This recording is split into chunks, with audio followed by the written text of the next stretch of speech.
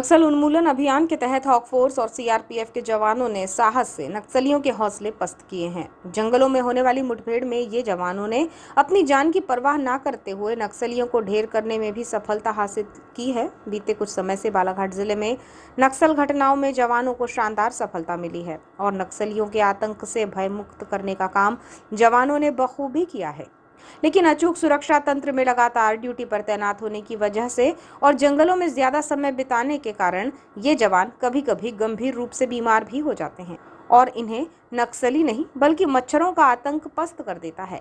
इसी बीमारी से जुड़े हॉक फोर्स और सीआरपीएफ के लगभग 20 जवानों को जिला अस्पताल में भर्ती कराया गया है, जिनमें से अधिकांश को मलेरिया और एक जवान डेंगू से ग्रसित है।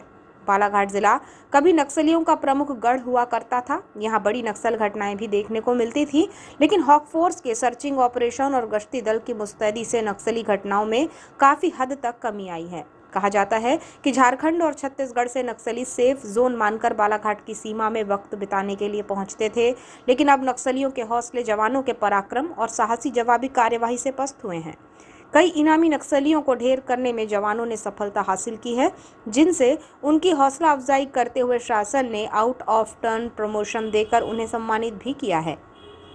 वर्तमान में नक्सलियों से लोहा लेकर उन्हें धूल चटाने वाले हॉक फोर्स और सीआरपीएफ के ये जवान मच्छरों के आतंक के आगे परास्त हो रहे हैं। लगातार जंगलों में सर्चिंग करने की वजह से जवानों पर मलेरिया और डेंगू जैसी बीमारी का खतरा बढ़ रहा है। बालाघाट जिले के जंगलों में तैनात रहने वाले ये जवान मच्छरों के काटने से लगातार बीमार पड़ रहे हैं। बालाघाट जिला चिकित्सालय में लगभग 20 जवानों को भर्ती कराया गया है, जहां उनका उपचार चल रहा है। सभी जवानों की हालत खतरे से बाहर बताई जा रही है। इन जवानों में अधिकांश को मलेरिया है, जबकि एक जवान डेंगू से ग्रसित है।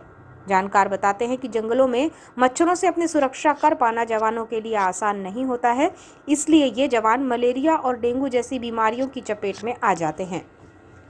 Civil surgeon doctor Nilay Jain ने चर्चा में बताया कि सभी जवानों की हालत स्थिर है, चिंता की कोई बात नहीं है। सभी का इलाज किया जा रहा है और कुछ ही दिनों में ये सभी जवान स्वस्थ होकर लौट जाएंगे, जिन्हें चिकित्सीय परीक्षण के बाद छुट्टी दे दी जाएगी। ये अपने पास करीब 15 से 20 लोग हैं जो भर्ती हुए हैं, कल भर्ती हुए हैं। इनको ज़्यादातर ग्रुप में ही होता है, क्योंकि जंगल में रहते हैं तो एक साथ मतलब इन पे अटैक होता है मच्छरों का या उसका, तो इनको एक साथ ही ये प्रॉब्लम आया है। तो ज़्यादातर केस उसमें फैल्सीपेरम और वाइवेक्स मलेरिया के हैं और 1-2 केसेस डेंगू फीवर के हैं, लेकिन सब सेटल हैं। तो अपना इलाज जो चल रहा है स्टैंडर्ड के हिसाब से चलता है। यदि जैसे वाइवेक्स मलेरिया है तो उसको अपन क्लोरोक्विन देते हैं, फैल्सीपेरम मलेरिया तो उसको फैल्सी को इंजेक्शन देते हैं, और डेंगू है तो उसका डेंगू का वायरल ट्रीटमेंट, वायरल इन्फेक्शन के हिसाब से ट्रीटमेंट होता है। यदि प्लेटलेट काउंट कम है तो अपन उनको प्लेटलेट चढ़ाते हैं, ब्लड यदि कम है तो ब्लड चढ़ाया जाता है। तो डेंगू का जो मरीज है वो भी अभी ठीक है, और बाकी फैल्सीपेरम और वाइवेक्स मलेरिया के जितने भी केसेस भर्ती हैं उनकी स्थिति में 24 घंटा हो गया, लेकिन सुधार ही है। कोई भी बेहोश नहीं है, किसी की भी स्थिति अभी खतरे में नहीं है, सब खतरे से बाहर हैं। तो इनका मुझे लगता है कि 3 से 5 दिन में सभी लोगों की छुट्टी होने की संभावना है।